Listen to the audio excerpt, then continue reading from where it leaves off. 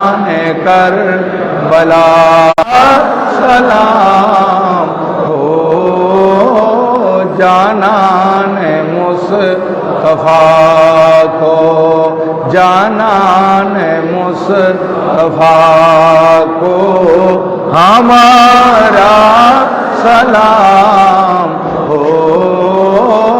सुल्तान कर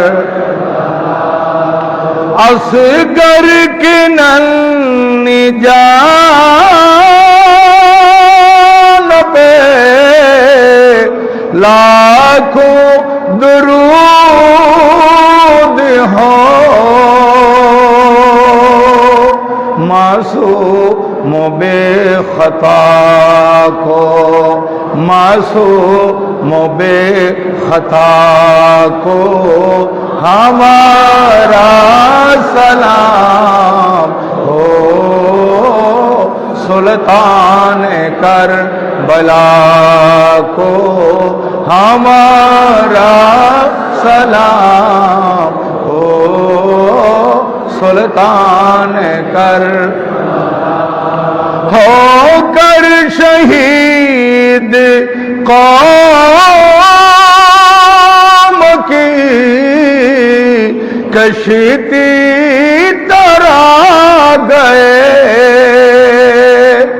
होकर शहीद कौम की कश्ती तरा गए। उम्मत के ना खुदा को, उम्मत के ना खुदा को हमारा सलाम हो। सुल्तान कर बला को हमारा सलाम हो। सुल्तान कर बला को हमारा सलाम हो। जानान मुस्तफा को, जानान मुस्तफा को हमारा सलाम हो। सुल्तान कर बला को, सुल्तान कर बला को, सुल्तान कर बला को, सुल्तान कर बला को हमारा सलाम हो।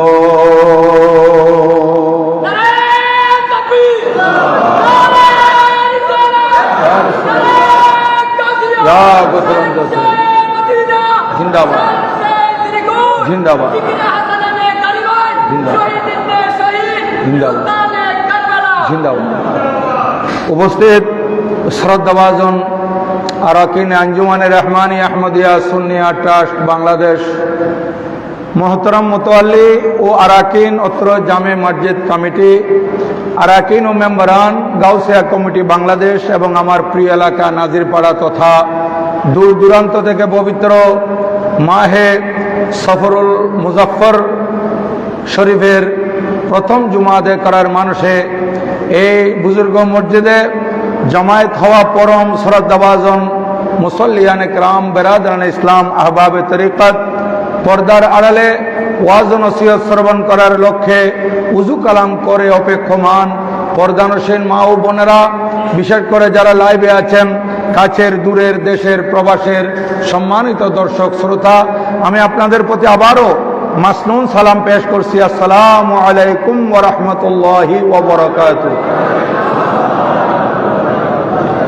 মহান রব্বুল আলমিনের আলিশান দরবারে লক্ষ কোটি শুকরিয়া। সরকারে দু জাহাঁ বায়সে কৌন মাকা আরওয়াহুনা ফিদা হো সাল্লাল্লাহু তাআলা আলাইহি ওয়া আলা আলিহি ওয়া সাহবিহি ওয়া সাল্লামার নূরানি দরবারে দরুদ ও সালামের হাদিয়া তোহফা নজরানা পেশ করার পর আপনাদের শুকরিয়া আদায় করতেছি। বড় ভক্তি মহব্বত আন্তরিকতা এবং এখলাস নিয়ে পবিত্র জুমার নামাজ আদায় করার মানুষে সমবেত হয়েছেন কিংবা হতে চলেছেন, আল্লাহু জাল্লা ওয়া আলা প্রত্যেকের উপস্থিতিকে কবুল আর মঞ্জুর করুন। সবাই বলুন আমিন। সম্মানিত হাজরিন, আজ আমার তাকরীর ধারাবাহিকভাবে মজলুমে কারবালা পর্ব 5 হবে ইনশাল্লাহ। এর আগে আপনাদের খেদমতে আরজ করতে চাই যে আজ পবিত্র সফরুল খায়ের শরীফের প্রথম জুমা, 2 তারিখ সফর মাসের। এই সফরুল মুজাফফর শরীফের মাস, এটা একটা বরকতমণ্ডিত মাস। জাহিলিয়ার যুগের মধ্যে এটাকে মনহুস বা নহুসত মাস হিসেবে মানুষ মনে করত। ভালো কোনো কাজ এই মাসের মধ্যে তারা করত না। সেই প্রচলনটা হয়ে আস্তে আস্তে আমাদের মাঝেও, মুসলমান সমাজও এটা একটা কথা এসে গেছে যে সফর মাসের মধ্যে বিয়ে শাদী করা ঠিক না, বা কোনো ভালো কাজ সফর মাসে আরম্ভ করা যাবে না, এরকম যে একটা কথা আমাদের সমাজে প্রচলিত আছে। এটাকে রদ করার জন্য আমি আপনাদের খেদমতে বলছি, এই কথাটা একেবারে অবাস্তব। এগুলোর মধ্যে বাস্তবতা কিছু নাই। কারণ সময় বলেন, মাস বলেন, সপ্তাহ বলেন, এগুলো আল্লাহ তাআলার সৃষ্টি এবং এগুলোর মধ্যে এক এক মাসের মধ্যে এক এক রকমের বরকত আল্লাহ পাক রেখেছেন। তো যেহেতু এই মাসকে মনহুস মাস বলা হতো, এই কারণে উলামায়ে কেরাম যুগে যুগে এই মাসকে শুধু সফর মাস বলেন নাই, সফরুল খায়র বলেছেন, কল্যাণের সফর বলেছেন, সফরুল মুজাফফর বলেছেন, কামিয়াবির মাস সফর মাস বলেছেন। কেন? যাতে করে ওই কথাটা মানুষ মনে না করে যে এই মাসে ভালো কাজ করা ঠিক না, এটা যাতে মানুষের মন থেকে, অন্তর থেকে উঠে যায়। এই মাসের মধ্যে বিবাহ শাদীও করা যাবে। এই মাসের মধ্যে আপনি নতুন ঘরের সূচনা করতে পারবেন। ভালো কোনো কাজ করতে চাইলে এই মাসের মধ্যে করতে পারবেন। শরীয়তের দিক থেকে, ইসলামের দিক থেকে কোনো ধরনের বাধা নেই। আরেকটা কথা হচ্ছে, আমি যে আয়াত তেলাওয়াত করেছি সেই আয়াতটি হচ্ছে পবিত্র কালামুল্লাহ শরীফের 2 পারা, 2 নম্বর সূরা বাকারা, আয়াত নম্বর 155। এটা আমি আগেও একবার তেলাওয়াত করেছিলাম 2 জুমা পূর্বে। তো আজকে তেলাওয়াত করেছে এই কারণে যে আল্লাহ পাক সুবহানাহু ওয়া তাআলা কোরআনুল কারীমে সব কিছুর আলোচনা রেখেছেন। এমন কিছু নাই যেগুলো কোরআন শরীফে বর্ণনা হয় নাই। প্রত্যেক কিছুর বর্ণনা কোরআন শরীফ তিবিয়ানান লিকুল্লি শাই, প্রত্যেক কিছুর আলোচনা আছে কোরআন শরীফে। এই যে আজ মানুষের জানমালের ক্ষয়ক্ষতি, আল্লাহ পাক যে মানুষকে পরীক্ষা করেন, মানুষের সম্পদের ক্ষতির মাধ্যমে, জানের ক্ষতির মাধ্যমে, ফলাদির ক্ষতির মাধ্যমে যে পরীক্ষা করেন, এগুলো আল্লাহ পাক কোরআন শরীফে আলোচনা করেছেন।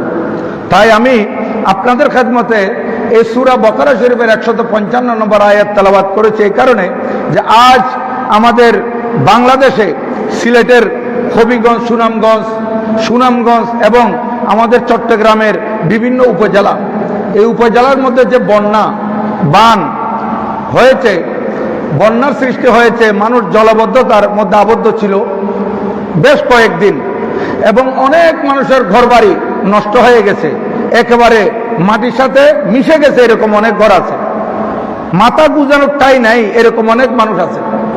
এবং যে সমস্ত ভাইয়েরা একসাথে 20 জন, 50 জন, 100 জন মিলে বিশাল মাছের চাষ করেছিল, একরকে একর জায়গা নিয়ে, তাদের এই মাছগুলো নষ্ট হয়ে গেছে, মাছগুলো চলে গেছে। মাছ তাদের যেই ঘের ছিল, ঘেরের ভিতর মাছগুলো নাই, এই যে একটা ক্ষতি।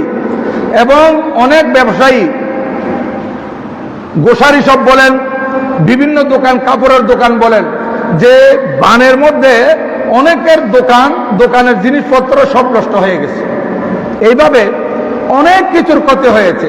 তো আল্লাহ পাক সুবহানাহু ওয়া তাআলা ইরশাদ করেন, ওয়ালানাবলুওয়ান্নাকুম বিশাইইম মিনাল খাউফ, আমি নিশ্চয় তোমাদেরকে পরীক্ষা নেব, পরীক্ষা করি আমি আল্লাহ সুবহানাহু ওয়া তাআলা মিনাল খাউফে, কিছু ভয় দ্বারা তোমাদেরকে ভয়ের সম্মুখীন করি আমি, ভয়ের সামনাসামনি করে আমার উপর একই আছে কিনা, আমি আল্লাহর উপর তোমার ঈমান আছে কিনা, আমি আল্লাহর প্রতি তোমার বিশ্বাস আছে কিনা, এটার জন্য আমি পরীক্ষা নিই। ভয়ের সামনাসামনি করে ওয়াল জু, এবং তোমার কাছে লক্ষ লক্ষ টাকা আছে, কোটি কোটি টাকা আছে, কিন্তু বন্ধু তোমাকে এমন এক সময় এমন এক জায়গায় আমি দাঁড় করাই দিব যেখানে তোমার কোটি টাকাও কোনো কাজে আসবে না। বন্ধা, তোমাকে মানুষের সামনে হাত পেতে দিতে হবে ক্ষুধার জ্বালায়। ক্ষুধার কারণে তুমি ক্ষুধার যন্ত্রণা সহ্য করতে না পেরে, যে মানুষ যে ত্রাণ দিচ্ছে, মানুষ যে খাবার দিচ্ছে তোমাকে, তুমি যেখানে হাজার হাজার মানুষকে খাওয়াতে, কিন্তু আজকে তুমিও খাওয়ার জন্য হাত টেনে দিতে হয়েছে। এরকম টাকা আছে কিন্তু এটাকে এই মুহূর্তে কাজে আসতেছে না। তাহলে আমার আল্লাহ বলেন ওয়াল জু, আমি ক্ষুধার মাধ্যমে তোমাদের থেকে পরীক্ষা নিই। ওয়ানাকসিম মিনাল আমওয়াল, এবং তোমাদের সম্পদ, এই যে তোমরা ফল ক্ষেত করেছো, ফল আদি তোমরা লাগিয়েছো, সুন্দর ফলন হয়েছে, মাছের ঘের করেছো, মাছ বড় হয়েছে, এখন শুধু মাছগুলা ধরে বিক্রি করার টাইম, ফলগুলা ক্ষেত থেকে তুলে বিক্রি করার টাইম। এমন সময় আমি তোমাদেরকে তুফান দিয়ে ফলাদি নষ্ট করে দিলাম, তোমাদেরকে বন্যা দিয়ে ফল ক্ষেত খামার নষ্ট করে দিলাম, তোমার মাছের ঘের বরবাদ করে দিলাম। এটা আমি আল্লাহ তোমাদের থেকে পরীক্ষা নিই। মিলাল আমওয়াল, তোমার সম্পদের ক্ষতির মাধ্যমে আমি তোমার পরীক্ষা নেই। ওয়াল আনফুস, এবং তোমার জান নষ্ট করো। তোমাকে সন্তান দিয়েছি, এই সন্তান আমি অল্প দিন আবার কেড়ে নিয়েছি। অনেকের কাছে সন্তান নাই, একটা সন্তানের জন্য আল্লাহর দরবারে ফরিয়াদ করতে করতে কত মান্নাত করে, আল্লাহর ওলির দরবারে ওসিলা নিয়ে আল্লাহর কাছে চেয়ে যে সন্তান পেয়েছে, এই সন্তান 1 বছর 2 বছর পর আমার আল্লাহ আবার নিয়ে গেছেন। কেমন লাগে বলেন? ওয়াল আনফুস, আমার আল্লাহ বলেন আমি জানের ক্ষতির মাধ্যমে তোমাদের থেকে পরীক্ষা নিই। ওয়াসসামারাত, এবং ফল ফল আদি নষ্ট করে দিয়ে তোমাদের থেকে পরীক্ষা নিই। ওয়াবাশশিরিস সাবিরিন, এ মাহবুব নবী আপনি তাদেরকে বলে দিন, এই ক্ষতির সম্মুখীন হওয়ার পর যারা আমি আল্লাহর উপর ইয়াকিন রাখবে, বিশ্বাস রাখবে, ভরসা রাখবে এবং ধৈর্য ধারণ করবে, ওয়াবাশশিরিস সাবিরিন, ধৈর্যশীলদেরকে আপনি সুসংবাদ দিয়ে দিন। যারা ভেঙে পড়বে না, আল্লাহর উপরে ইয়াকিন রাখবে, আজকে আমার মাছ চলে গেছে, আজকে আমার ক্ষেত নষ্ট হয়ে গেছে, আজকে আমার দোকানে সবকিছু নষ্ট হয়ে গেছে, এগুলো তো আমার আল্লাহ দিয়েছিলেন, আমাকে আবার আল্লাহ আমাকে পুনর্বাসন করবেন, আমার আল্লাহ আবার আমাকে এগুলো ঠিক করে দিবেন। আল্লাহ তাআলার উপর ইয়াকিন যখন থাকবে তখন বান্দা আবার স্বাবলম্বী হয়ে যাবে। কিন্তু এইখানে অনেকেই আল্লাহর উপর বিশ্বাস হারিয়ে ফেলে, অনেক মানুষ এখানে তার ঈমান নষ্ট করে ফেলে। এই জন্য আমার আল্লাহ বলেন ওয়াবাশশিরিস সাবিরিন, মাহবুব নবী যারা এই মুসিবতের সময়, আমার এই পরীক্ষার সময় ধৈর্য ধারণ করবে, তাদেরকে আপনি সুসংবাদ দিয়ে দিন। যাই হোক, আমি আমার মূল কথায় চলে আসতেছি যে বিগত জুমায় আমি আপনাদের সামনে 61 হিজরির 8 তারিখ মুহররমুল হারামের এই পর্যন্ত বর্ণনা করেছিলাম। আওলাদ রসুলের ছোট্ট কাফেলা কারবালার ময়দানে ছিলেন এবং শেষ পর্যন্ত তাদেরকে ফুরাত নদীর পার থেকে তাঁবু সরাই দিতে বলল, তাঁবু সরাই দিলেন। তারপর পানি বন্ধ করে দেওয়া হলো। পানি বন্ধ করে দেওয়ার পর তারা সেখানে কোনো খানার জন্য বের হওয়ার সুযোগ দেয় নাই, খানাও বন্ধ, পানিও বন্ধ। 8 তারিখ এইভাবে অতিবাহিত হলো। 9 তারিখ সকাল হলো। আওলাদ রসুলগণ এখানে, আওলাদ রসুলের সাথে যারা আছেন ইমামে পাকের সাথে, তারা সবাই ধৈর্য ধারণ করতেছেন। দেখেন, ওনাদেরকে ভয়ের সম্মুখীন করা হলো, ওনারা ধৈর্য ধারণ করতেছেন। ওনাদেরকে ক্ষুধা দিয়ে পরীক্ষা করা হচ্ছে, ওনারা ধৈর্য ধারণ করতেছেন। জান মালের পরীক্ষা নেবেন, ধৈর্য ধারণ করেছেন। দেখেন কি ধৈর্য ছিল কারবালার ময়দানে আওলাদ রসুলের এবং সঙ্গী সাথীদের। 9 তারিখ এইভাবে সময় আস্তে আস্তে গড়িয়ে যাচ্ছে। ওবায়দুল্লাহ জিয়াদ জালেমের পক্ষ থেকে আমর বিন সাদকে বলা হচ্ছে, হোসেনকে তুমি বারবার বলো হয়তো এজিদের হাতে হাত দিবে, নতুবা আমাদের বিরুদ্ধে মোকাবেলা করার জন্য, আমাদের বিরুদ্ধে যুদ্ধ করার জন্য প্রস্তুতি নিতে হবে। আমর বিন সাদ আমার ইমামে আলী মাকামকে বারবার বুঝাচ্ছিল। ইমাম বলেন, না না, এজিদের মতো একজন পাপিষ্টের হাতে আমি কোনোদিন হাত দিতে পারি না। আমি যদি এজিদের হাতে হাত দিই, কিয়ামত পর্যন্ত ইসলাম ধ্বংস হয়ে যাবে, কিয়ামত পর্যন্ত সত্যিকার ইসলাম আর টিকে থাকবে না। ইসলামের মধ্যে এই ধরনের খরাফাত, এই ধরনের আনইসলামিক কার্যকলাপ এগুলা করা জায়েজ, এটা প্রমাণ হয়ে যাবে। আমি যদি এজিদ কোন ভক্তের হাতে হাত দেই, আরে না না, আমি কোনোদিন এজিদকে সমর্থন করতে পারি না। এইভাবে 9 তারিখ যখন অনেক বুঝানোর পরও আমার ইমাম মানতেছেন না, শেষ পর্যন্ত ওবায়দুল্লাহ জিয়াদের নির্দেশ আসলো, ও আমর বিন সাদ আজকে যুদ্ধ শুরু করে দাও। আমার ইমামে আলী মাকাম ধৈর্যের উপর আছেন, সঙ্গী সাথীরও ধৈর্য ধারণ করতেছেন এবং নামাজ টাইমে টাইমে আদায় করতেছেন। একটা কথা খেয়াল রাখবেন, এজিদের তাঁবুতে নামাজ হচ্ছিল আর আমার ইমামে আলী মাকামের তাঁবুতে নামাজ হচ্ছিল। ওইদিকে 22,000, এদিকে 82 জন। আমার ইমামে আলী মাকাম যদি মনে করতেন যে ওটা বড় জমাত, এজিদেরটা বড় জমাত, আমি বড় জমাত ছেড়ে ছোট্ট একটা জমাত আমি কেন করব? এরা আমার বিরুদ্ধে যুদ্ধ করলো, কিন্তু এরা তো মুসলমান, আমি গিয়ে ওদের পিছে নামাজ পড়ি। আমার ইমামে আলী মাকাম তো এটা করতে পারতেন, কিন্তু দুনিয়াবাসীকে শিক্ষা দিলেন মুনাফিক যারা মুসলমান এদের পিছে নামাজ পড়া জায়েজ নাই। ইমাম তাদের পিছনে একটা করেন নাই, কারণ এরা মুনাফিক ছিল, নামদারি মুসলমান ছিল। নামাজের ভিতর আল্লাহুম্মা সাল্লি আলা সাইয়্যিদিনা মুহাম্মাদিন ওয়া আলা আলি সাইয়্যিদিনা মুহাম্মাদিন, নামাজের ভিতর আওলাদ রাসূলকে সালাম দিচ্ছে। নামাজের ভিতর নবীজির সাথে সাথে আওলাদ রাসূলের উপর দরুদ শরীফ পড়তেছে, সালাম ফিরানোর পর আওলাদ রাসূলের বিরুদ্ধে তলবারি ধরতেছে। এদের চাইতে বড় মুনাফিক আর কে হতে পারে? ইমাম দুনিয়াবাসীকে শিক্ষা দিলেন বাতিলের পিছে নামাজ জায়েজ নাই। আমাদের এখানে সহজ সরল কতগুলো মানুষ আছে, এরা এদিকে বুঝে না সেদিকে বুঝে না, বলে যে এই এরা তো মুসলমান, এরা তো নামাজ পড়ে, এরা তো রোজা রাখে, তো নামাজ এদের পিছে একটা করলে অসুবিধা কি? আরে এদের পিছে একটা করলে সুবিধা কি? যদি সুবিধা হয়তো তাহলে আমার ইমাম তো এদের পিছে একটা করতেন। ইমাম যখন একটা বাতিলদের পিছে করেন নাই, তাহলে কিয়ামত পর্যন্তের জন্য এটা সবক দিয়ে গেলেন এই আমার নানা জানের উম্মতেরা, যারা মুনাফিক হবে, যারা বাতিল হবে, এদের পিছনে কখনো তোমরা একটা করবে না। এটা কারবালার ময়দানের শিক্ষা, এটা আমরা নতুন করে বলতেছি না, সুন্নি উলামায়ে কেরামরা বলতেছে না, এটা আমার ইমামে আলী মাকাম আমাদেরকে শিক্ষা দিয়ে গেছেন। বাতিলের পিছে নামাজ হবে না। ইমাম আসরের নামাজ আদায় করলেন, আসরের নামাজ আদায় করে ওই তলবারিটা খাপের ভিতর ছিল, তলবারি শুদ্ধ ওই খাপের উপর ইমামে আলী মাকাম বসা অবস্থায় এইভাবে কপালের মধ্যে ওই খাপটা কপালের সাথে লাগিয়ে আমার ইমাম একটু আরাম করতেছিলেন। অনেক সময় মানুষ অনেক সময় জিমেনে আসলে টেবিলের উপরে অনেক সময় আরাম করে বা চেয়ারের মধ্যে আরাম করে, এইভাবে আমার ইমাম আলী মাকাম ওই তলবারের খাপটা টেনে এটার উপর কপাল টেকিয়ে একটু আরাম করতেছিলেন। আরামের মধ্যে ইমামের একটু তন্দ্রা লেগে আসছে, এমত অবস্থায় তারা যুদ্ধের দামামো বাজিয়ে দিল।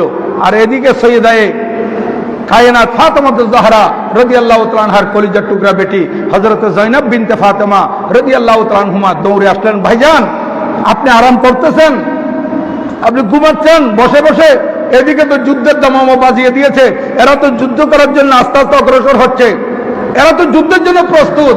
আমার ইমামে আলী মাকাম বললেন, বোন আমিও প্রস্তুত।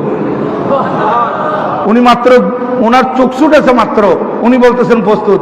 ভাইজান এরা তো অস্ত্র শস্ত্র নিয়ে গিয়ে আসতেছে, আর আপনি মাত্র এই ঘুম থেকে উঠলেন, আপনি একটু আরাম করতেছিলেন, আপনার চোখ খুলেছে, চোখ খোলা মাত্র আপনি বলতেছেন আপনিও প্রস্তুত। কিভাবে আপনি প্রস্তুত? আপনি তো এখনো বসা অবস্থায়। আমার ইমামে আলী মাকাম বলেন, বোন শুনো শুনো শুনো, তুমি তো বাহাদুর শেরে খোদার বেটি, আমি যেই মার দুধ পান করেছি তুমিও সেই মা জানের দুধ পান করেছ, আমি যে শেরে খোদার বাহাদুর সন্তান তুমিও সেই শেরে খোদার বাহাদুর সন্তান। বোন শুনো, এরা তো যুদ্ধের জন্য অস্ত্র শস্ত্র নিয়ে আমাদের দিকে অগ্রসর হচ্ছে, এরা প্রস্তুতি নিয়ে আসতেছে, আমিও প্রস্তুত। কেন বললাম? যেহেতু আমি যখন এই খাপটা আমার কপালের সাথে লাগিয়ে আমি একটু আরাম করতেছিলাম, আমার যখন চোখ লেগে আসে এই ঘুমের মধ্যে নানাজনের সাথে আমার সাক্ষাৎ হয়ে গেছে। নানাজন আমাকে বলতেছেন, ও হুসাইন ধৈর্য ধারণ করো, হুসাইন আর বেশি দেরি নেই, আমি দেখো তোমার আম্মা, তোমার বাবা এবং তোমার ভাই হযরত মুসলিম বিন আকিল সবাই আমরা তোমাকে রিসিভ করার জন্য প্রস্তুত। তখন আমি নানাজানকে বললাম, নানাজান আমি আপনার দরবারে চলে যাওয়ার জন্য প্রস্তুত। বোন আমি তো নানাজানের কাছে চলে যাওয়ার জন্য প্রস্তুত। আচ্ছা ঠিক আছে, তুমি যখন বলছো এরা তো আস্তে আস্তে দেখতেছি। হযরতে আলম বরদারে কারবালা আব্বাস বিন আলী রাদিয়াল্লাহু তাআলা আনহুকে ডাকলেন, ভাই আলী। হযরত আব্বাস উনি ছিলেন শের খুদা রাদিয়াল্লাহু তাআলা আনহুর সন্তান এবং ইমাম হোসেন রাদিয়াল্লাহু তাআলা আনহুর আপন সৎ ভাই। মা দুই, বাবা এক। একটা কথা মনে রাখবেন, আমি বারবার বলি, আমাদের এখানে অনেক জায়গায় সৎ ভাইকে বাঁকা চোখে দেখা হয়। সৎ ভাই হলো এটা আপনার আব্বার সন্তান। কোনো কারণে বাবা দুই বিয়ে করেছেন, এটা অন্যায় নয়। শরীয়তের মধ্যে 4 বিয়ে পর্যন্ত জায়েজ আছে। এখানে আপনার বাবার সন্তানেরা আপনি আপন ভাইকে যেভাবে মহব্বত করবেন, সৎ ভাইকেও সেভাবে মহব্বত করবেন। অথবা মা এক বাবা দুই, বই পিতৃয় ভাই হলো, তাদেরকে এইভাবে মহব্বত করবেন। এই মহব্বতের শিক্ষা ইসলাম আমাদেরকে দিয়েছে। ইমামে আলী মাকাম কারবালার ময়দানে শিক্ষা দিলেন, দেখো দুনিয়াবাসী, আমি কারবালার ময়দানে পতাকা কার হাতে তুলে দিয়েছি? আমার সৎ ভাই হযরত আব্বাস রাদিয়াল্লাহু তাআলা আনহুর হাতে। যে সৎ ভাই আমার জন্য জান দিতে প্রস্তুত। হযরত আব্বাস রাদিয়াল্লাহু তাআলা আনহু উনি ছিলেন আলম বরদারে কারবালা। ওনাকে ডাকলেন, ভাই শুনো, এরা তো যুদ্ধের জন্য প্রস্তুতি নিয়ে আসতেছে। এখন আমরা এই সন্ধ্যা হয়ে যাচ্ছে, আজ রাত যেটা হবে এটা জুমার রাত, আমাদের আখিরি জুমার রাত, বড় দামি রাত। এই রাত একটু আল্লাহ তাআলার ইবাদত করতে হবে। দেখেন 2 দিন পার হয়ে যাচ্ছে, খানা নাই, পানি নাই, তারপর আল্লাহ তাআলার ইবাদতের জন্য কিভাবে ওনারা শৌকি হয়ে আছেন, কিভাবে আল্লাহ তাআলার ইবাদত করতে ইচ্ছুক ওনারা, এবং সবসময় ইবাদতে নিমগ্ন ছিলেন। বলতেছেন, ভাই শুনো, তাদেরকে তুমি বিজ্জন নাও, বিজ্জন নিয়ে তাদের মুখোমুখি হও এবং বলো তাদেরকে যে একটু তারা চলে যাওয়ার জন্য, যা হওয়ার আগামীকাল দিনে হবে, আগামীকাল সকালবেলা হবে। এখন তো সন্ধ্যা নেমে আসছে, সূর্য ডুবে যাবে, রাত হয়ে যাবে, পৃথিবী অন্ধকার। এখানে অন্ধকারের মধ্যে কি যুদ্ধ করবে? তাদেরকে চলে যেতে বলো। হযরত আব্বাস রাদিয়াল্লাহু তাআলা 20 জন নিয়ে আমার ইমামে আলী মাকামের অনুমতি নিয়ে গেলেন। এদের মুখোমুখি যখন হলেন, বললেন, তোমরা এ রাত্রে কি যুদ্ধ করবে? কিছুক্ষণ পর রাত হয়ে যাবে, সারা পৃথিবী অন্ধকারাচ্ছন্ন হয়ে যাবে, এখানে যুদ্ধ করা যাবে না, একজন আরেকজনকে দেখবো না। শুনো, তোমরা চলে যাও, এর রাতটুকু আমাদেরকে একটু অবকাশ দাও, সুযোগ দাও, যা হওয়ার আগামীকাল হবে। এরা বলতেছে, না না না, আমাদের যিনি প্রধান 22,000 সৈন্যের প্রধান আমর বিন সাদ আমাদেরকে নির্দেশ দিয়েছেন মোকাবেলা করতে আসতে। আমরা মোকাবেলা করার জন্য এসেছি, যুদ্ধ করার জন্য এসেছি, আমরা ফেরত যেতে পারি না। বলে, না, কেন যেতে পারবে না? তোমরা তোমাদের ওই আমির যে প্রধান আছে, 22,000 সৈন্যের প্রধান, তার কাছে যাও, তার থেকে একটু অনুমতি নিয়ে আসো। তখন এরা বললো, ঠিক আছে, উনি অনুমতি দিলে আমরা রাজি আছি। তখন তারা কয়েকজন গেল আমর বিন সাদের কাছে। আমর বিন সাদকে বলতেছে, ও আমর বিন সাদ, ইমামে হুসাইন নাকি আমাদের থেকে 1 রাতের সুযোগ চাচ্ছেন। আর এদিকে আমর বিন সাদ বলতেছে, 1 রাতের সুযোগ চাইলে তো ভালো কথা, এরা তো না খেয়ে না পানি পান না করে আরো দুর্বল হয়ে যাবে। ঠিক আছে, তোমরা এক কাজ করো, চলে আসো, এদেরকে 1 রাতের সুযোগ দিয়ে দাও। আমর বিন সাদ যখন বলল যে সুযোগ দেওয়ার জন্য সুযোগ দিতে, তখন তারা সৈন্যরা যে যুদ্ধ করতে আসছিল তারা ফেরত যাচ্ছে। কিন্তু তাদের খেয়াল ছিল ইমামে আলী মাকাম আরো 1 রাত না খেয়ে দুর্বল হয়ে যাবে, কিন্তু আর 3 দিন পর্যন্ত না খাওয়ার পরেও ওনারা রুহানিভাবে শক্তিশালী ছিলেন। ইমামে আলী মাকাম রাদিয়াল্লাহু তাআলা আনহু কাইসা হযরত আব্বাস রাদিয়াল্লাহু তাআলা বলেন, ভাইজান, এরা মেনে নিয়েছে আমার ইমামে আলী মাকাম। আল্লাহ তাআলা শুকরিয়া আদায় করলেন, আজ রাত আল্লাহ তাআলার একটু ইবাদত করতে পারবো। ইমাম আলী মাকামের কবলটা আল্লাহর দরবারে ঝুঁকবে আজকে রাত্রে। এইভাবে ইমাম খুশি হয়ে গেলেন। মাগরিবের সময় হলো, ইমাম মাগরিবের নামাজ আদায় করলেন সঙ্গী সাথীদেরকে নিয়ে। এরপর বসে বসে তাসবিহ তাহলিল পড়তে পড়তে, কোরআনে পাকের তেলাওয়াত করতে করতে এশারের সময় হয়ে গেল। আজান হলো, জামাত পড়লেন। জামাত আদায় করার পর এশারের নামাজ শেষ করে ইমামে আলী মাকাম সবাইকে একটু ডাকলেন, সঙ্গী সাথীদেরকেও ডাকলেন এবং নিজের পরিবারের পুরুষ যারা আছেন তাদেরকেও ডাকলেন। ডেকে বলতেছেন, এই আমার আহলে বাইত, আমার সদস্যরা, পরিবারের সদস্যরা এবং সঙ্গী সাথীরা যারা আপনারা আমার কাছে আছেন, আমি আপনাদেরকে একটু তকরির করব। উনি প্রথমে আল্লাহ তাআলা তারিফ করলেন, নবীজির উপর দরুদ শরীফ পাঠ করলেন। এরপর বললেন, তোমাদেরকে আমি বলতেছি, আমি এই কারবালার ময়দানে দাঁড়িয়ে থাকবো। এরা আমার রক্তের পিপাসু, এদের কাছে শত্রু হলে আমি তাদের কাছে শত্রু। তোমরা তো তাদের কোনো দোষ করে নাই। আমি দাঁড়িয়ে থাকবো এবং তাদেরকে বলবো, এজিদিরা, আমি হোসাইন আছি, এদেরকে ছেড়ে দাও, এরা তো কোনো দোষ করে নাই, আমি তো যাচ্ছি না, আমি তো পালাচ্ছি না, আমি তোমাদের মাঝে আছি, তোমরা যা করার আমার সাথে করিও, এদেরকে তোমরা ছেড়ে দাও। তো এরা তোমাদেরকে ছেড়ে দিবে। তোমরা এই যে মহিলারা যারা আছে, তোমাদের মা বোন এবং যারা আত্মীয় স্বজন আছে এদেরকে নিয়ে তোমরা চলে যাবে এবং আমার সঙ্গী সাথীরও আপনারা আপন আপন বাড়িতে চলে যাবেন। এই কথা বলতেই হযরতে সৈয়দনা আব্বাস আলমবরদারে কারবালা, দেখেন সৎ ভাই, উনি দাঁড়িয়ে গেলেন। উনি প্রথমে বলতেছেন, ভাইজান আপনি এটা কি বলতেছেন? আপনার পরে আমরা বেঁচে থাকবো, আপনার শাহাদাতের পর আমরা বেঁচে থাকবো, এই জীবনের কি দাম আছে? আর আমাদেরকে কি আপনি বেওফা মনে করেছেন নাকি? আমরা কি ওফাদার নয়? আমরা কি বেওফা? আমরা কি এরকম বিশ্বাসঘাতক? আপনি কি মনে করলেন আপনাকে দুশমনদের মাঝে ছেড়ে দিয়ে আমরা চলে যাব? এই কথা আপনি কিভাবে বলতে পারলেন? ভাইজান, আমার শরীরে এক বিন্দু রক্ত থাকা পর্যন্ত আপনার উপর কোনো আঘাত আসতে পারবে না। আগে জীবন আমারটা যাবে, তারপর আপনারটা জেলে যেতে পারে। এই কথা বলতে না বলতে সঙ্গী সাথীদের মধ্যে একজন দাঁড়িয়ে গেলেন, হযরতে মুসলিম বিন আউসাজা আল আসাদি রাদিয়াল্লাহু তাআলা আনহু। উনি বলতেছেন, হুজুর হযরত আব্বাস যেই কথা বলেছে আমরা সঙ্গী সাথীদের পক্ষ থেকে আমি দাঁড়িয়ে বলতেছি, হুজুর আপনি নয়, শুধু আপনার পরিবারের কোনো সদস্যের উপর আঘাত আসতে পারবে না যতক্ষণ আমি বেঁচে থাকবো। আগে আমাকে মারবে, তারপর আপনাদের উপর আঘাত আসতে পারে। এই কথা বলতে না বলতে আরেকজন দাঁড়িয়ে গেলেন, হযরত সাদ বিন আব্দুল্লাহ হানিফ। উনি বলতেছেন, হুজুর হযরত মুসলিম এবং হযরত আব্বাস যে কথা বলেছেন একই কথা আমারও। হুজুর যতক্ষণ পর্যন্ত আমাদের শরীরে প্রাণ থাকবে ততক্ষণ পর্যন্ত আপনাদের উপর কোনো ধরনের আঘাত আসতে দেব না। হুজুর আগে জীবন আমাদেরটা দেব, তারপর আমাদের আপনাদের উপর আঘাত আসতে পারে। উনি কথা বলে শেষ করতে পারেন নাই, আরেকজন দাঁড়িয়ে গেলেন, হযরতে সৈয়দনা জুহাইর বিন কায়েস রাদিয়াল্লাহু তাআলা। উনি বলতে লাগলেন, হুজুর এই কারবালার ময়দানে এজিদিদের সাথে মোকাবিলা করতে গিয়ে আমি একবার শহীদ হব, আমার আল্লাহ যদি আমাকে আবার জীবন দেয় আবার শহীদ হব, আবার প্রাণ দেয় আবার শহীদ হব, আবার জীবিত করেন আবার শহীদ হব। এই কারবালার ময়দানে আমাকে যদি 70 বার কতল করা হয়, 70 বার আমার আল্লাহ জীবন দেয়, তাও আপনার মহব্বতে আমি জীবন দিতে প্রস্তুত আছি। উনি এই কথা বলে শেষ করতে পারেন নাই।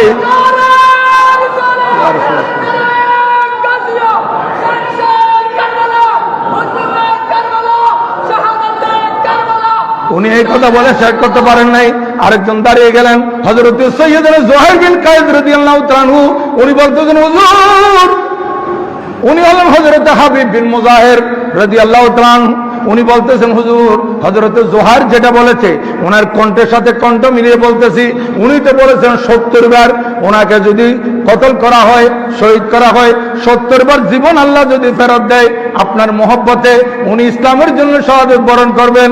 হুজুর আমি হাবিব বিন মুজাহির বলতেছি, এই কারবালার ময়দানে আমাকে যদি 1000 বার কতল করা হয়, 1000 বার আবার জীবন দেওয়া হয়, এই জীবনটা আপনার মহব্বতে ইসলামের জন্য আমি দিতে রাজি আছি।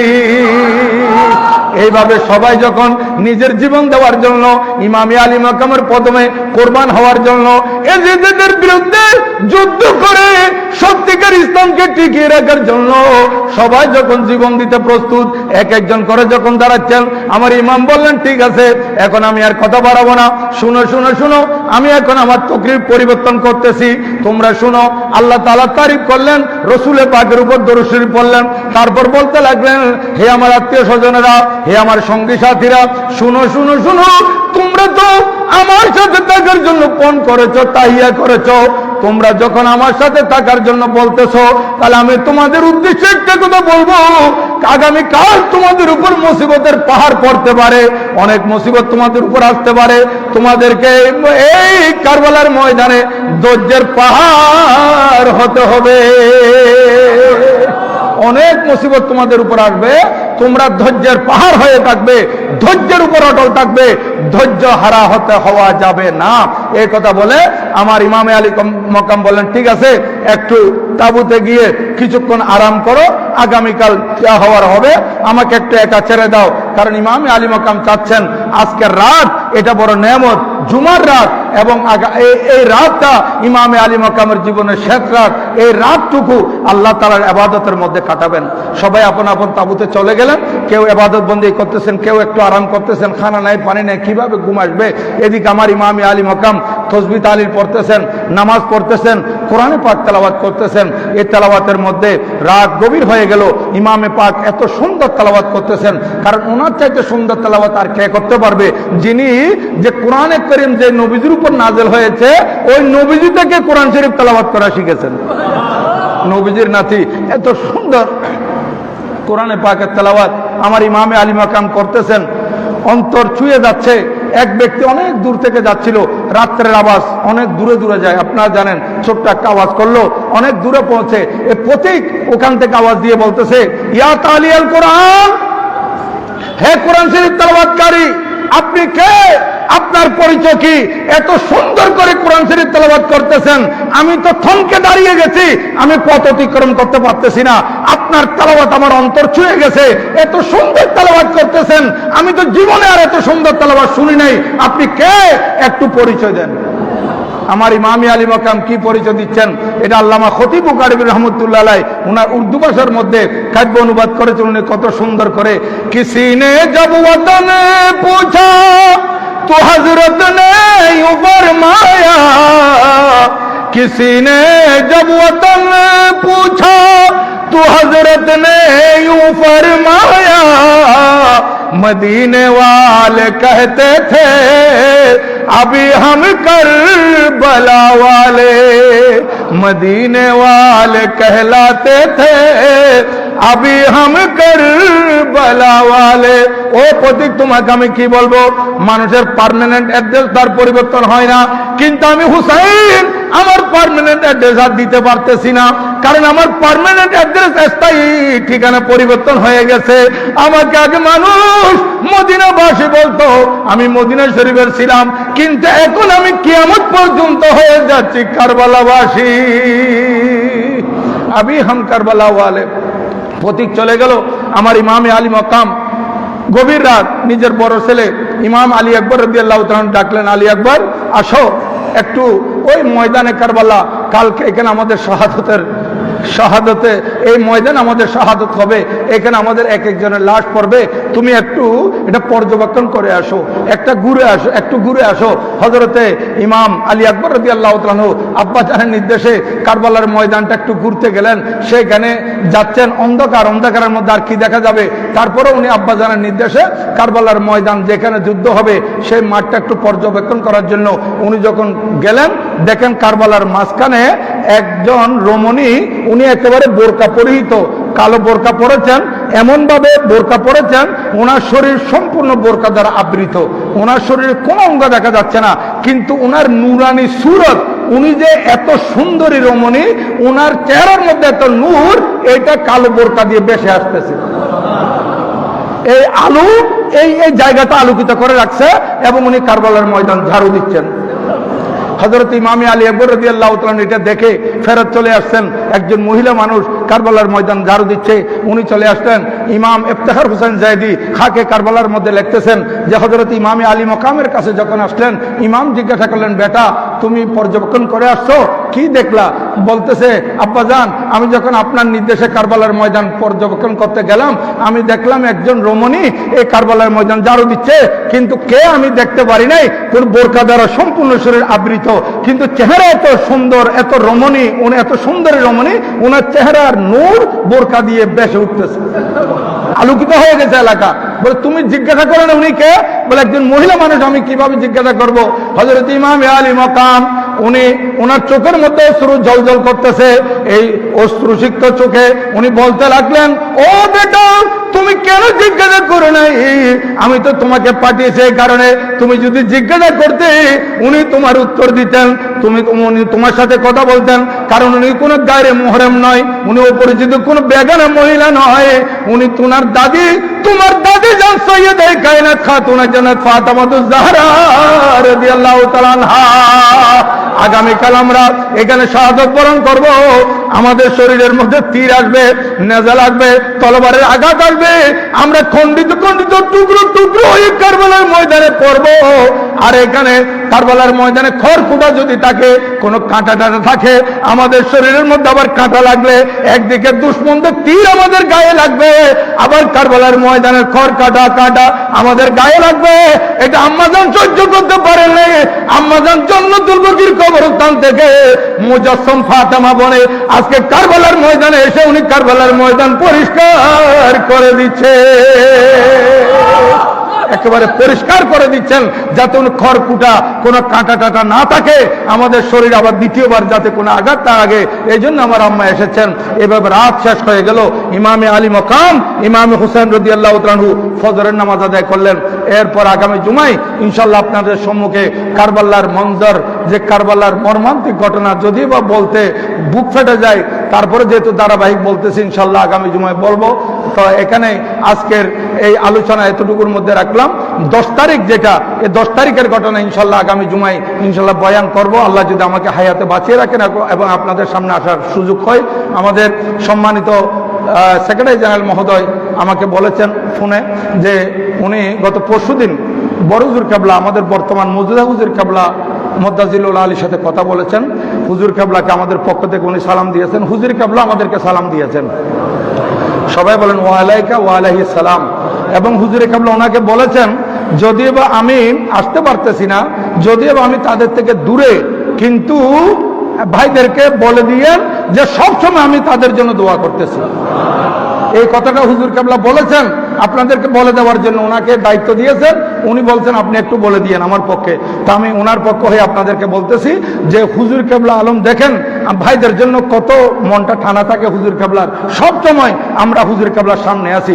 যেহেতু আমি আপনাদের খেদমতে বলে থাকি যে বিজ্ঞান যত উন্নতি লাভ করতেছে, আল্লাহর ওলিদের করামত বুঝাতে সহজ হচ্ছে। একটা সিসি ক্যামেরার মনিটর যদি আমার সামনে থাকে, এই ক্যামেরা যেখানে যেখানে লাগানো আছে, এখানে কি কি হচ্ছে না হচ্ছে আমি মনিটরের সামনে দেখতে পারবো, আপনারাও দেখতে পারবেন মনিটরের সামনে। আল্লাহর ওলিদেরকে আল্লাহ পাক সিসি ক্যামেরার মনিটর দিয়েছেন, বেলায়েতের মনিটর। বেলায়েতের মনিটরের মধ্যে সবসময় আমরা হুজুর কেবলার সামনে আছি। বাইরে কি করতেছে, কিভাবে চলতেছে, কিভাবে ওনারা এইভাবে চলাফেরা করতেছে, শরীয়ত মোতাবেক চলতেছে কিনা, সবক অনুযায়ী চলতেছে কিনা, সব কিছু হুজুর পর্যবেক্ষণ করতেছেন বেলায়েতের সিসি ক্যামেরার মধ্যে। এটা আমাদের ইয়াকিন আছে। এবং আমার সেক্রেটারি জেনারেল মহোদয় যে পীরে বাঙ্গাল হুজুর কেবলা আল্লামা সাহেব শাহ হুজুর কেবলার পক্ষ থেকে আদিষ্ট হয়ে আপনাদের কাছে যে গত জুমায় বলেছিলেন যে কোভিডের মধ্যে গৌসিয়া কমিটির ভাইয়েরা যেভাবে ঝাঁপিয়ে পড়েছিল, উল্লেখযোগ্য অবদান রেখেছিল, অসামান্য অবদান, যেগুলো ভাষায় প্রকাশ করা যাবে না, এই ধরনের অবদান গৌসিয়া কমিটি রেখেছে, যেটা আন্তর্জাতিক পর্যায়ে পর্যন্ত এটা সুনাম অর্জন করেছে। অনুরূপভাবে এবার বন্যার্তদের পাশে দাঁড়ানোর জন্য যে নির্দেশ দিয়েছিলেন, যে সেক্রেটারি জেনারেল মহোদয় বলেছিলেন, আপনারা আলহামদুলিল্লাহ সেইভাবে আশাতীত আপনারা দাঁড়ানোর বাইরে খেদমত করেছেন। আপনাদের খেদমতগুলা আজকে মিডিয়ার মধ্যে বাসতেছে, মিডিয়ার মধ্যে এসে গেছে গৌসিয়া কমিটির খেদমত। ইনশাল্লাহ এইভাবে করে যাবেন। গৌসিয়া কমিটি একদিকে আধ্যাত্মিকতার সংগঠন, আরেকদিকে মানবিকতার সংগঠন। মানবিক সংগঠন এটা পীরে বাঙ্গাল সাবেক শাহ হুজুর কেবলা আমাদেরকে বলেছিলেন। আমি আব্বা হুজুর থেকে জিজ্ঞাসা করছি হুজুর আঞ্জুমান আসাবার গৌসিয়া কমিটি কি জন্য, বলে সময় এটা প্রমাণ করবে।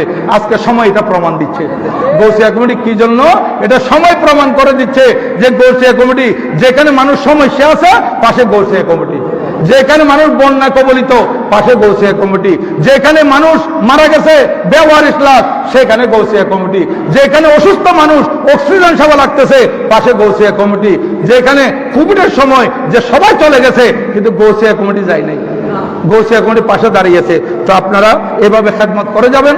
গৌসিয়া কমিটি সহ মানবিক যত সংগঠন, এবার আমি এই লাইভের মাধ্যমে আবেদন করতেছি আপনাদের খেদমতে, যে বাঁশখালী থেকে শুরু করে সাতকানিয়া, কক্সবাজার, রামু, চন্দনাই সহ আরো যেখানে যেখানে কর্ণফুলি, যেখানে যেখানে মানুষ ঘরবাড়ি হারা হয়েছে, গরিব মানুষ মাটির ঘর ছিল, মাটির ঘর পানিতে বিলীন হয়ে গেছে, মাটির ঘরগুলো পড়ে গেছে, এরা মাথার গুজানোর টাই নাই। এখন শুষ্ক খাবার আর দরকার নাই। শুষ্ক খাবার কখন খায়? শুকনো খাবার খায় যে সময় রান্না বান্না করার কোনো সুযোগ না থাকে, তখন কোনো রকমে চিড়ামুড়ি খেয়ে জীবন যাপন করে। এখন তাদের পানি কমে গেছে, এখন তাদের প্রয়োজন একটু আর্থিক সহায়তা, নগদ অর্থ দেওয়া, কিংবা কেউ আপনাদের যাদের সামর্থ্য আছে, আমাদের বাংলাদেশের মধ্যে অনেক বড় বড় শিল্পপতি আছে, চাইলে একজনে 500 ঘরের দায়িত্ব নিতে পারে, একজনে 500 ঘর, একজনে 300 ঘর, একজনে 100 ঘরের দায়িত্ব নিতে পারে, যে আমি 100টা ঘর নিয়ে দিব, 100টা ঘর করে দেব। ওখানে যারা দায়িত্ববান আছে, মেম্বার চেয়ারম্যান আছেন অথবা সরকারি কর্মকর্তাগণ আছেন, ওনাদের সাথে আলাপ করে আপনি যদি মানবিক কাজটা করতে পারেন, আপনারা শিল্পপতিরা যদি মানবিক কাজগুলা করেন, আপনারা মনে করতে পারবেন এই দুনিয়াতে থাক অবস্থা আপনারা আল্লাহ পাক সুবহানাহু ওয়া তাআলার কুদরতের হাত থেকে জান্নাতের টিকিট নিয়ে নিচ্ছেন। কারণ গরিবদেরকে সাহায্য করা, জি দিচ্ছে আলহামদুলিল্লাহ। আমার সেক্রেটারি সাহেব বলতেছেন অনেকে দিচ্ছে, কিন্তু আরো দেওয়ার জন্য বলতেছি, কারণ এটা একা সরকারের পক্ষে সম্ভব নয়। সরকার এবং জনগণ সবাই মিলে কাজ করতে হবে। আমরা যদি বলি সরকার করতেছে না, সরকার করতেছে না, সরকারকে দায় দিলে হবে না। সরকারের দায়িত্ব সরকার করবে, কিন্তু আমারও তো কিছু দায়িত্ব আছে। তো আমার দায়িত্ব আমি পালন করতে হবে। তো এই জন্য বলতেছি, এই যারা 100, 200, 300 ঘর করতে পারেন করেন, কিন্তু আমাদের আলেম ওলামা আমাদের কাছে 20 লক্ষ টাকার উপরে, আলহামদুলিল্লাহ আলহামদুলিল্লাহ, আমাদের সেক্রেটারি জেনারেল মহোদয় বলতেছেন এ পর্যন্ত আমাদের কাছে বাইরা এ পর্যন্ত 20 লক্ষ টাকার উপরে ত্রাণের টাকা দিয়েছেন। আলহামদুলিল্লাহ আলহামদুলিল্লাহ, আরো দিবে। আঞ্জুমান এটা একটা বিশ্বস্ত একটা প্রতিষ্ঠান। হ্যাঁ, এখানে আপনারাও চাইলে আলহামদুলিল্লাহ আঞ্জুমানের পক্ষ থেকে ইনশাল্লাহ আমি অনুরোধ করবো, আবেদন করব, এই চিহ্নিত করে গরিব চিহ্নিত করে কয়েকটা ঘর আঞ্জুমানের পক্ষ থেকে যাতে এগুলা করা হয়। গৌসে কমিটির ভাইয়েরা করবেন ইনশাল্লাহ। আর যারা আমাদের আলেম ওলামারা আছে অনেকেই আলহামদুলিল্লাহ, আমি সবাইকে মোবারকবাদ দিচ্ছি যে ইয়াং আলেম ওলামারা যেভাবে গিয়ে খেদমত করতেছে এবং ওনারা এখন ঘরবাড়ি করার জন্য উদ্যোগ নিচ্ছে। তাদের কাছে নিজের ঘরটা আসলে নাই। অনেক আলেম ওলামা আছে নিজের ঘর তো ঠিক নাই, কিন্তু এখানে যে ঘর করে দিবে বলতেছে, এবার কিভাবে? ওই আপনাদের সহায়তার কারণে। আপনারা 10-এর লাঠি 1-এর বোঝা, আপনারা প্রত্যেকে এই অসহায় ব্যক্তিদের পাশে দাঁড়াবেন, এই আবেদনটুকু রাখে আমার তকরির আমি শেষ করলাম। ওমা আলাইনা ইল্লাল বালাগ। ওয়াসসালামু আলাইকুম ওয়া রাহমাতুল্লাহি তাআলা ওয়া বারাকাতুহু।